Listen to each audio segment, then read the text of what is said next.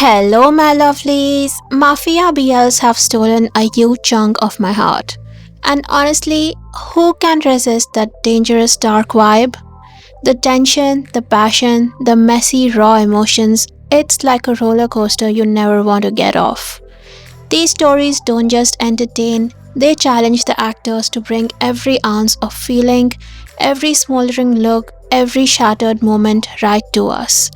I've got 11 Mafia BL dramas lined up, ranked from to oh my god, where's my second season? Can you guess which one claims my number one spot? Let's spill the tea together. My dear gangster Opa lands squarely in last place. I'm sure it's no shock, I've never been a fan of Mean and Ping as a couple. Ping stays playing the same bimbo needing to be babied by Mean's character in every single series, and it's just tired at this point. But honestly, that's not even the worst of it. This series is just objectively bad. Theo as a gangster, not convincing in the slightest. The action scenes, they were pure comedy, definitely not the vibe. The villain with all that build up gets defeated in literal seconds, leaving the payoff completely flat. Side characters brought nothing. They might as well have not shown up. The whole thing just dragged, got boring, and felt like a waste by the end. I'm truly glad this ship broke up. Mean absolutely deserves better roles and a co-star who can actually bring something new to the table. Here's hoping for Mean to get that mature, fresh role he deserves. Unforgotten Night is just barely above rock bottom, and seriously, if you want to watch a gangster's life, get ready for a parody so bad it's almost impressive. The fake AI tiger, he looked worse than the rubbish cartoons you had to suffer through as a kid.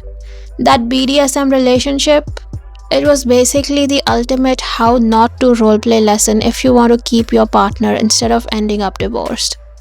Everything about the show screamed joke, farce, and pure comedy. Yoon can't even play a normal adult, a cafe owner or an office worker or whatever, so expecting him to pull off a gangster role, that is just cruel on part of the producers. And the chemistry between Yoon and Ton, it was horrendous. Yet somehow some delusional fans are convinced they are a couple. Do these people drink toilet cleaner for breakfast?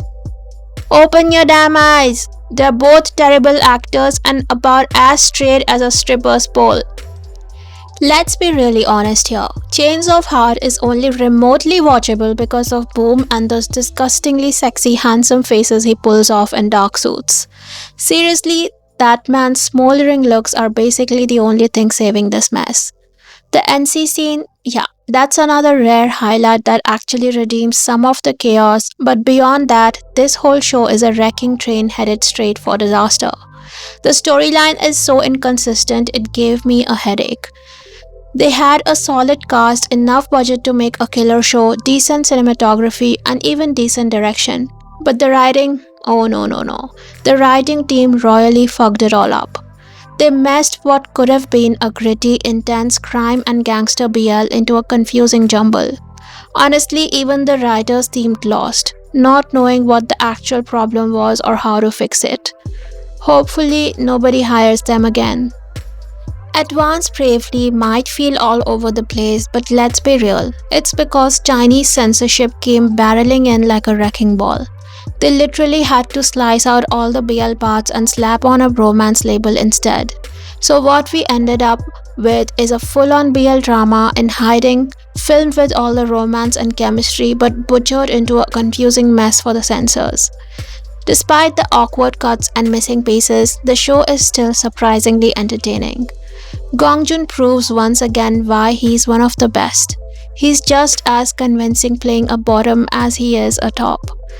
The guy goes from a spoiled millionaire brat who somehow turns into a baby girl when he meets his girlfriend's brother to the obsessed Coast General in World of Honor, with zero stumbles. So if you can forgive the weird pacing and random jumps caused by censorship, this drama is a wild ride full of fun and more importantly, some seriously sizzling chemistry between the leads. Kiseki Dear to Me wasn't your typical gangster BL, and honestly, that's why I liked it. The crime stuff was meh, but the two BL couples were chef's kiss. The main ship's chemistry was absolutely insane, like had me breathless kind of insane. And those NC scenes were straight up iconic. The second couple brought some fresh energy, but their chemistry felt like two mismatched puzzle pieces. They just didn't click for me. Yeah, the story jumped around like it was avoiding responsibility, with plot holes you could drive a truck through, but somehow I was glued to the screen with a goofy grin the whole time. That confession scene between the main couple, I've watched it on repeat because it hit me right in the feels and gave me legitimate butterflies. This show might have been a mess, but it was a damn entertaining one. History 3 Trapped will forever be iconic, an all time classic in the world of crime thriller gangster BLs. The only reason it's rated a bit lower on my list is, well, it's aged a little, and once you've watched it 50 times, you start seeing the cracks. And honestly, can we talk about Xiaofei's hair? That perpetual little curl, why was it fighting gravity so hard? I could barely take him seriously with that situation going on. But even with the questionable hair choices, the show absolutely delivers. The visuals are top tier, the chemistry is off the charts, and the storyline is one of the strongest in the Taiwanese BL scene. History 3 Trapped is literally one of the pillars that got me addicted to Taiwanese BLs. I still find myself rewatching Chris and Jake's interactions on YouTube. They are my forever comfort couple, and let's be honest, they were sexy as hell in this series. Kei and Yaku is one of those dramas where you spend the whole time wondering, are they dating? Are they not? Did they have sex last night or what? Because honestly, they are so obsessed with each other, it's almost criminal. That mystery will have you glued to every episode, desperate for answers and loving the ride. Shiro is easily the sexiest, most intoxicating Yakuza out there. His glare is both threatening and inviting, the kind you can't look away from. No wonder policeman Ichiro got absolutely whipped and let Shiro play him like a fiddle. Kei and Yaku is overflowing with sexy, intense moments that put plenty of explicit BLs to shame. The tension is so real, they give you butterflies even without an actual sex scene or kiss. The crime plot keeps things spicy too, and the chemistry between Shiro and Ichiro is pure electricity. If you haven't watched it yet, what are you waiting for? Japan seriously isn't using its talent for making gritty, dark BLs to the fullest, and Double Mince is proof. This show is one of the most intense, twisted, and moody BLs I've ever sat through, and it still managed to be wildly entertaining all the way to a genuinely satisfying ending. What I adore about Double Mince is that it's unapologetically fierce, totally in your face, no moral washing, no sugar coating, just raw, messy characters living for their kinks and power plays.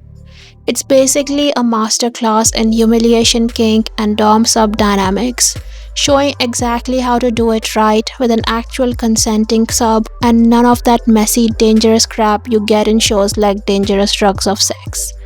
There's a gang and crime element, sure, but at its core, it's about this utterly warped bully and victim relationship that turns kinky as they grow up.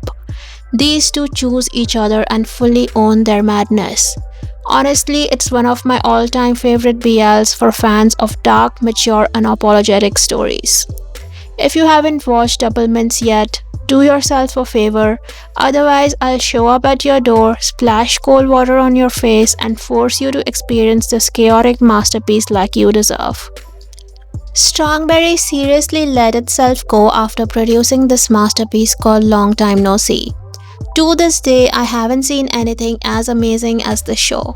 They literally had the chance to cash in on its success by giving us more mature stories with intense chemistry and skinship. But no, they decided to dish out half-assed 8-minute fluffy BLs with zero plot or real chemistry. Long Time No See has everything you want in a good gangster BL. Rival gang members hopelessly falling in love, betraying their loyalties and risking it all for their person. The sexiness of the main couple, It needs to be studied because how the hell did they become so iconic in just short 4 episodes? I still binge their intense moments and that raw electric chemistry all the time. Long Time No See is a Korean BL masterpiece and probably the one really good one Strongberry has ever produced. I debated for ages whether the Bangkok Boy deserves to be number 1 on my Mafia BL list. But in the end, I had to give it the number 2 spot just because the show holding first place is too iconic and unforgettable for me to skip. That said, I absolutely loved this series not only for the solid acting across the entire cast, but because of how strikingly realistic it felt. The underground drug and mafia scenes were raw and gritty. Sure, these kinds of gangs exist in every major city across the world, but no other BL has dared to dig into that dark, dangerous world and build a story around it like this. Every single episode was packed with tension, drama, and thick storylines that had me pacing the calendar waiting for the next drop each week. Sun and Peace have become my ultimate comfort couple, even though they barely got a moment of comfort the whole time. Season 2 is coming and I'm counting down the seconds. And the number 1 Mafia BL on my list goes to none other than Kin Porsche the series. Yeah, it's got its fair share of plot holes and controversies, no denying that. But let's not forget this was the very first big budget Thai BL we have ever seen. The scale, the production value, the sheer magnitude of it all. Honestly, every BL should be made like this. It gives us 3 unforgettable actors, Mile, Apo and Bible, and characters that will stay with us forever. Making recaps and forecasts for this series is what blew up my channel and put me on the map as a BL content creator. I'll always be grateful to Kin Porsche for reigniting my love for yaoi and BL, pulling me right out of that pandemic funk. I still stand by it, 2022 was the golden era of Thai BLs and nothing since has reached those heights. And there you have it, my unapologetically honest ranking of the best and the worst Mafia BLs out there. Whether you agree or want to throw some shade, I want to hear your thoughts down in the comments. Did your favorite make the cut or get totally snubbed? Don't forget to smash that like button and I'll see you in my next video. Bye lovelies!